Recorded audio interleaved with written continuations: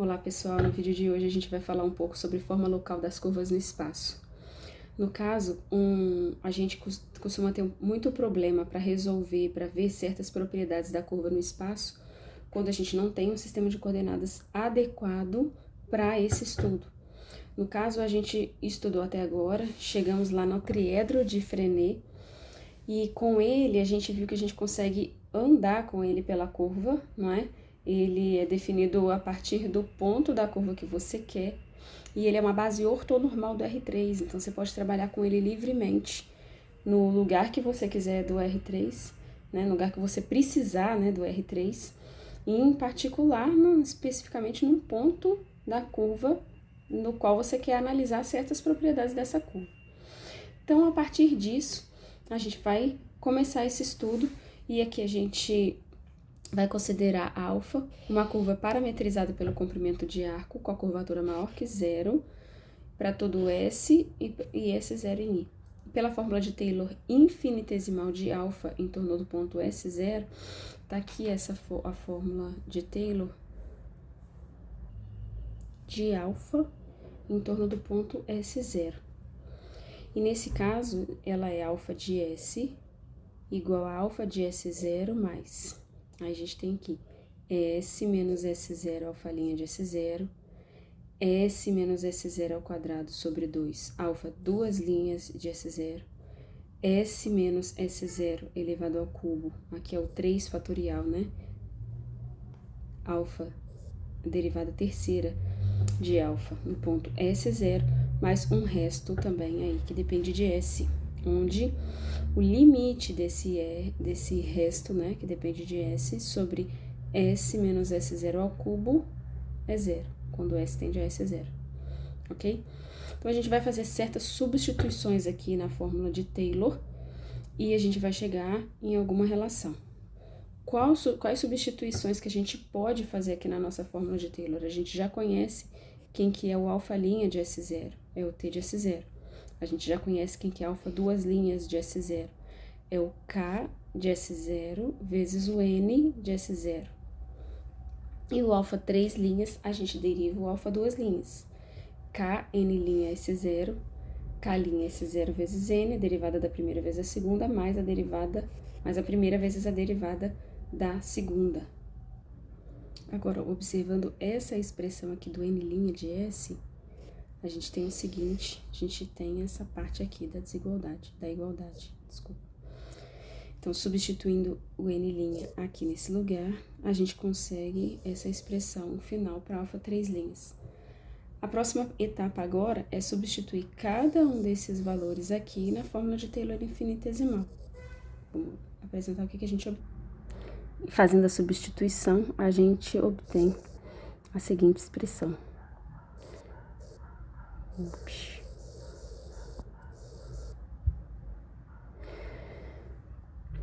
Que alfa menos alfa de S0 vai ser igual a um termo que depende de T de S0, um termo que depende de N de S0 e um termo que depende de B de S0. O que isso significa?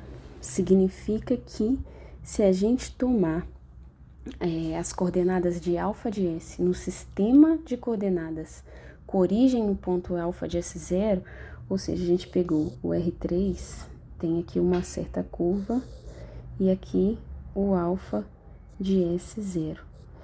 A gente tá tomando agora como base aqui esse vetor TS, o vetor NS e o vetor BS, tá lá, né? Nesse caso, é como se a gente tivesse pegado aqui, né, o eixo de coordenadas, trazido a origem, transladado a origem para cá, tá? Transladado a origem para cá e passasse a utilizar esse novo sistema de coordenadas aqui. Agora, no caso, não mais S, né? No caso, em função de S0. Então, se a gente tá trabalhando com as coordenadas de alfa de S no sistema de coordenadas com origem nesse ponto alfa de S0, e eixo nas direções dos vetores t de S0, n de S0 e b de S0, a gente vai ter o seguinte, esse aqui, porque olha, só fazendo um comparativo, quando a gente tem, para representar um certo ponto P, esse ponto P é alfa de E1, vou colocar A para não confundir, A vezes o vetor E1, mais B vezes o vetor E2, mais C vezes o vetor E3. A gente escreveu o ponto P de R3 na base canônica, tá? Como combinação linear desses três vetores. Agora, como a gente tá com esses três vetores, quem são as coordenadas? Pro P aqui, né? O A passa a ser o nosso X, né? Uma representação do nosso P, assim, o A, B, C. Outro jeito de representar o ponto P. Essa aqui é a entrada do X, do Y, do Z. Nesse caso aqui, o que a gente tem? Que esse termo aqui, ele é um certo vetor X barra de S. Só que não é só X barra de S. Nesse resto aqui, ele vai implicar em alguma certa alteração aqui, né? Mesmo que seja infinitesimal, mas a gente vai ter aqui, que a gente pode chamar aqui de resto de X em função de S, e no caso do X barra. Esse termo aqui, ele vai ser o Y barra de S. Então, espera aqui, esse aqui por enquanto não. E esse termo aqui, olha, todo aqui na frente, tá? Vai ser o nosso Z barra de S, nas novas coordenadas. E esse resto, a gente também pode escrever ele como uma combinação linear desses vetores da base e expressar ele da seguinte forma: resto em função do X barra de S mais resto em relação a Y barra em função de S, mais o resto em relação a Z barra em função de S. Dessa forma, o novo sistema de coordenadas vai ser dado por esses termos aqui. X barra de S, igual a todo aquele termo lá da frente mais o resto. O Y barra de S, todo esse termo mais o resto. E o Z barra de S, todo esse termo mais o resto. Aqui, olha, esses restos, né, como eu estava explicando aqui em cima, eu peguei o R, a gente pega o R de S, né, esse resto aqui, e coloca ele, representa ele como três componentes. Aqui a componente em relação a X, a componente em relação a Y, a componente em relação a Z. Isso fica da seguinte forma, que o resto, na direção, né, do nosso novo X barra, é dado por R de S, produto interno com T de S, e assim os outros dois também são expressos. E a gente tem que esse limite todo aqui, assim, para os três restos também é zero. A partir disso, a gente consegue agora uma representação da forma local de alfa numa vizinhança de S0. E essa representação aqui, ela é chamada forma canônica local de alfa em uma vizinhança de S0. Agora, se a gente observar uma certa curva alfa aqui, vamos supor que aqui esteja o domínio, aqui é a imagem da curva alfa, ok? Em amarelo. Próximo aqui ao alfa de S0, a gente tem o triedro de Frenet. Para ele, aqui tem o vetor tangente, aqui nós temos o vetor normal, aqui o vetor binormal. O plano TN, que seria esse plano aqui, olha, o TN, plano em azul, claro, ele é o plano aqui, ó, que contém o vetor tangente e o vetor normal. Se a gente for olhar a imagem da curva amarela nele, a projeção, né, da curva amarela nele, o que a gente faz é como se a gente coloca, imagina uma lanterna daqui e a curva, ela vai gerar uma sombra, né? A projeção da curva no plano vai gerar uma sombra. E essa sombra, vou fazer de outra cor, vai ser da seguinte forma. Vai subir para cá e essa daqui, né, a projeção dela de baixo para cima, vai ser algo desse tipo aqui, né? Onde a gente vê aqui o desenho do plano osculador.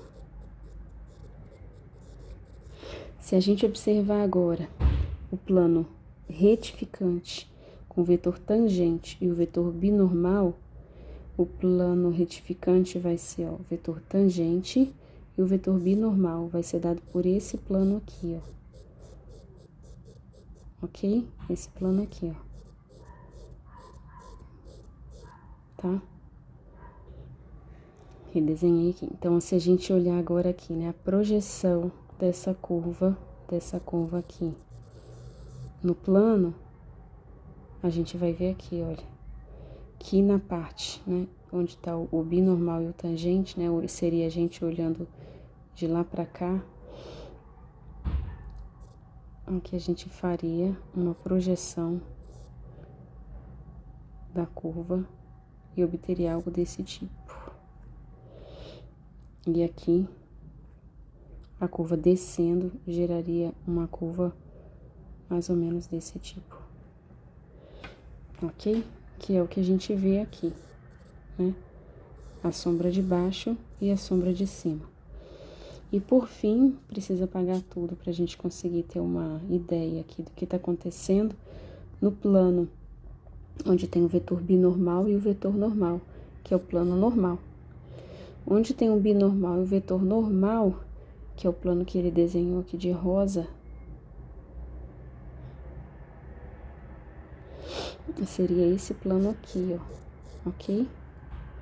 Então, nesse plano aqui, na parte de cima, veja bem, quando a gente projeta essa curva aqui, o que que a gente obtém? Se eu projeto essa curva no plano, fica algo mais ou menos desse tipo aqui. E se eu projeto essa curva no plano de baixo, fica algo do mesmo jeito. É onde a gente observa essa projeção aqui, tá bom? A terceira projeção aqui, que é o nosso plano normal.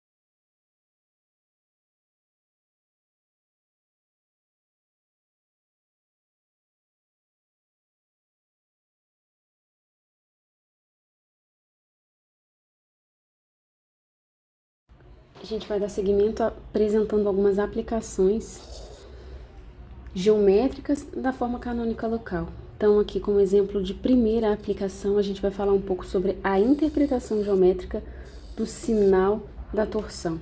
E vamos começar com o sinal da torção em S0 menor do que zero. Como aqui essa é a expressão para a coordenada z barra em S, a gente tem o seguinte: se a torção aqui tem um sinal negativo, a gente já tem aqui em cima, aqui na frente, um sinal de negativo. E a gente já tem como hipótese que a curvatura é sempre maior do que zero. Então, esse termo aqui da frente desse produto, né, ele vai ser negativo com negativo, positivo. Agora, esse termo aqui a gente tem o seguinte: observe que ele é elevado ao cubo, então vai seguir o sinal de quem tá aqui dentro. E se a gente tem uma certa curva aqui em R3, uma curva alfa, aqui tá o S0. Se a gente toma S, vamos colocar aqui a parte positiva, tá? Se a gente coloca o S se aproximando por valores menores do que S0, então a gente tem que S menor do que S0 implica S menos S0 menor do que zero. Então, se a gente tem esse caso aqui, esse termo asterisco, ele fica negativo, implicando que no caso em que S é menor do que S0, o nosso Z barra S vai ser também menor do que zero. Lembrando que quando esses dois aqui se aproximam, né, esse resto aqui vai para zero, então o valor dele não é o que prevalece aqui na expressão. Observando aqui que esse termo fica negativo, se a gente olha para o triedro de Frenet aqui, a gente tem o seguinte, que o termo Z, ele varia aqui no eixo binormal, ok? Então, a gente tem aqui no plano TN, que é o plano osculador, tá? Temos que a parte onde B fica positiva, a gente vai chamar a parte onde o Z cresce, né? A parte de cima do plano TN ou do plano osculador. E a parte onde Z de S for menor do que zero, que é o caso aqui, a gente vai dizer que é a parte de baixo do plano osculador. Melhorando um pouquinho o desenho aqui, nesse caso, veja bem, a curva, ela tá saindo aqui do plano osculador, tá vendo? E aqui do lado de cá, ela tá entrando no plano osculador de baixo para cima. Então, onde o Z de S é menor do que zero, ela tá debaixo do vetor binormal. Aqui é um exemplo do traço de alfa para torção negativa. Então, quando o S se aproxima de S0, a curva ela entra por baixo do plano osculador. E no caso em que S for maior do que S0, a gente tem, né, pelo mesmo argumento aqui que o asterisco ele vai ser positivo, portanto, esse termo todo positivo, implicando que o Z barra de S vai ser maior do que zero. Dessa forma, se ele assume valores maiores do que zero, ele vai estar nessa parte aqui do eixo binormal, ok? Ou seja, ele vai estar saindo para cima do plano osculador. Vou tentar colocar aqui um desenho para ilustrar melhor isso.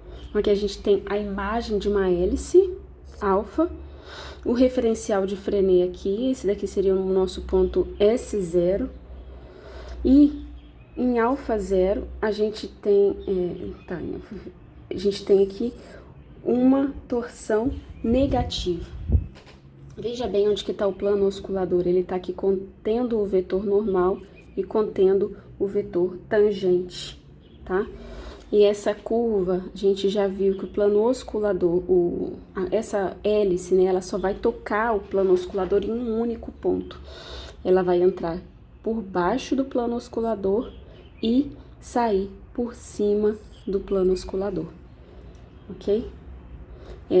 Aqui fica uma visão bem sutil, né, porque não tem, assim, a gente não vê a curva, assim, se afastando rapidamente aqui do vetor tangente, né? Na nossa visão, a curva e o vetor tangente, eles estão aqui na mesma linha, mas não é o que de fato acontece, né? A curva, ela tá um pouquinho acima do vetor tangente, ela tá saindo por cima do plano osculador. Já o caso em que a gente tem a torção maior do que zero, pela mesma análise que a gente fez, a gente vai ver que os valores onde S é menor do que S0, a gente tem o Z barra de S positivo, ou seja, olhando aqui, só para eu conseguir interpretar como que tá esse plano. Esse daqui tá o plano osculador. A gente tá vendo os fundos do plano osculador, tá bem? A gente tá vendo aqui isso daqui é a parte de baixo do plano osculador, tá? O vetor binormal, olha, ele tá aqui, o vetor binormal, ele tá tocando lá por cima aqui, ó, do plano osculador. Tá dando para entender? Aí, isso daqui seria essa parte aqui que tá com uma sombra, como se o plano estivesse fazendo uma sombra aqui nessa curva. Mas, no caso, a curva aqui, ela tá saindo do plano osculador nesse ponto e descendo, viu? E aqui, essa curva, ela tá chegando por cima do plano osculador e entrando aqui no alfa de S0. E é um exemplo onde a curva entra por cima do plano osculador, tá? E sai por baixo do plano osculador. Ou seja, para S maior do que S0, menor do que S0, ou seja, quando a gente tá crescendo aqui, né? Caminhando no sentido crescente da parametrização alfa, o S menor do que S0 é isso, né? A gente tá indo de baixo aqui para cima no sentido positivo da parametrização alfa. Significa que o nosso Z, né, a terceira coordenada, que é a coordenada que está na direção do vetor binormal, assume valores positivos, ou seja, valores acima do plano osculador. Então, esse ramo da curva está para cima do plano osculador. E, em contrapartida, se S maior do que S0, a gente tem o Z barra de S, pela mesma análise que a gente fez anteriormente, fica negativo. Então, ele reflete no eixo do vetor binormal, né? No eixo binormal, no eixo na direção do vetor binormal, valores negativos, ou seja, ela sai do plano osculador aqui para baixo. Tá dando para perceber que a gente tá vendo aqui, custei para enxergar, mas a gente tá vendo aqui, ó, como se a gente estivesse vendo a parte de baixo do plano osculador, tá? Esse ponto aqui, ó, é o ponto mais próximo da gente, esse ponto aqui é o ponto mais longe de quem tá observando. Tá lá esses dois estão lá tá lá nos fundos do papel, tá? Essa linha aqui tá bem aqui pertinho da gente. Só para olhando aqui para a imagem dessa hélice alfa, com a torção positiva, veja o que acontece. A gente tem aqui, ó, o plano osculador, tendo o vetor normal e o vetor tangente.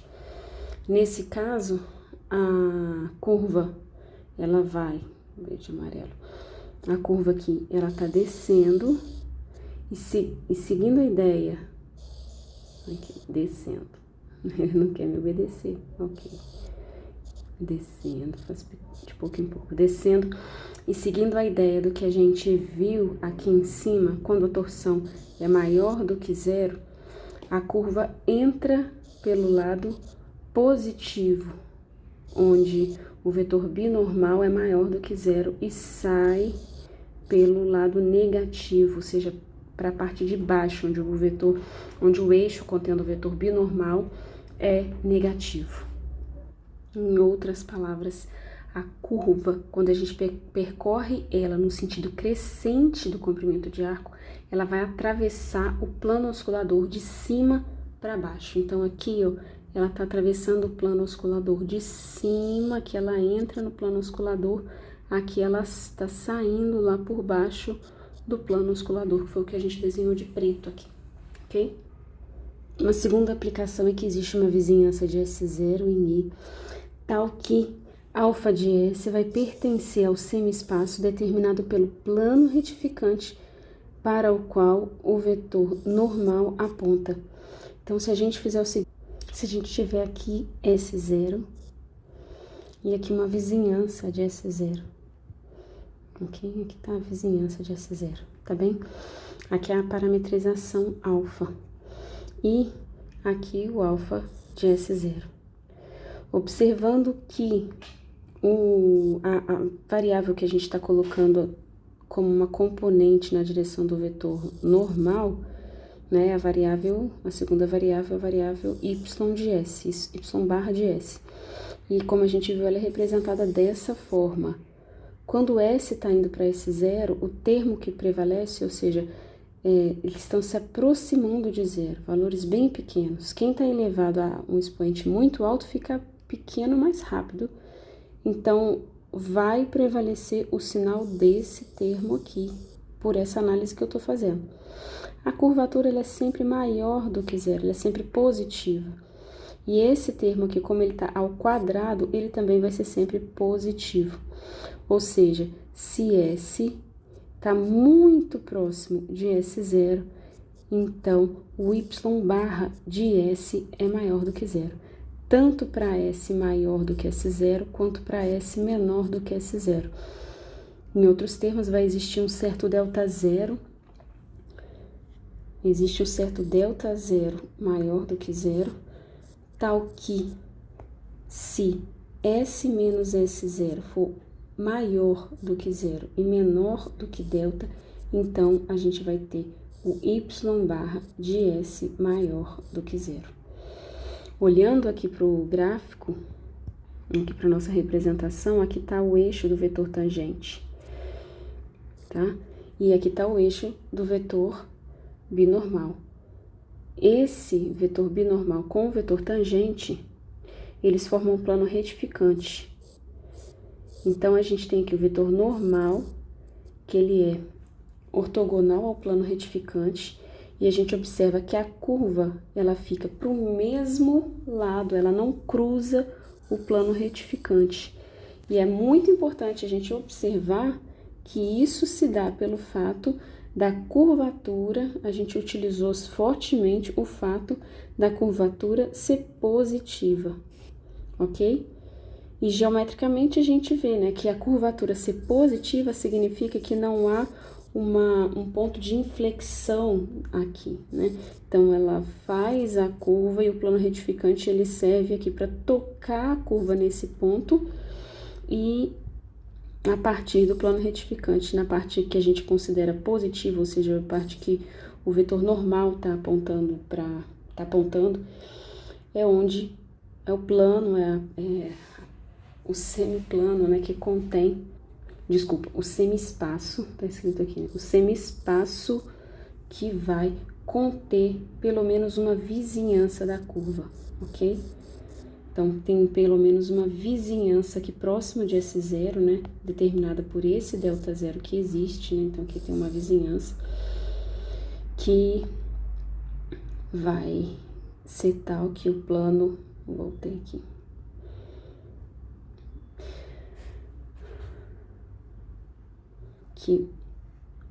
repetindo, vai ter uma certa vizinhança de S0, onde para todo ponto aqui dessa vizinhança, a imagem de alfa vai estar só de um lado desse semi-espaço determinado pelo plano retificante no ponto alfa de S0, ok? Para finalizar as aplicações, apresenta essa terceira aplicação, sem entrar muito na demonstração dela, só vou tentar dar uma ideia geométrica do que isso quer dizer. O plano osculador da curva alfa em S0 vai ser o limite quando h tende a zero do plano que contém a reta tangente a alfa em S0 e o ponto alfa de S0 mais h. Então, aqui é o vetor tangente no ponto alfa de S0, ok? Aqui para frente, a gente tem os pontos alfa de S0 mais h, alfa de S0 menos h ali para trás. O plano osculador é o plano que se aproxima mais dos pontos próximos de alfa de S0 e contém o vetor tangente. Então, suponha que a gente tem aqui, vou fazer de outra cor, um alfa de S0 mais h e um plano que contenha t e esse alfa de S0 mais h. Quando eu mando o h para zero, o plano que está contendo esses dois vai ser o plano osculador. Então, eu tento mandar para zero pela direita, tento mandar para zero pela esquerda e eu vou obter o mesmo plano. E por que que não vai ser o plano retificante, né? Dentro da demonstração a gente utiliza isso, porque não vai ser o plano retificante, o plano desse limite, né? O resultado desse limite, porque o plano retificante ele não contém os pontos próximos, né? Como a gente viu na aplicação 2 de alfa de S0.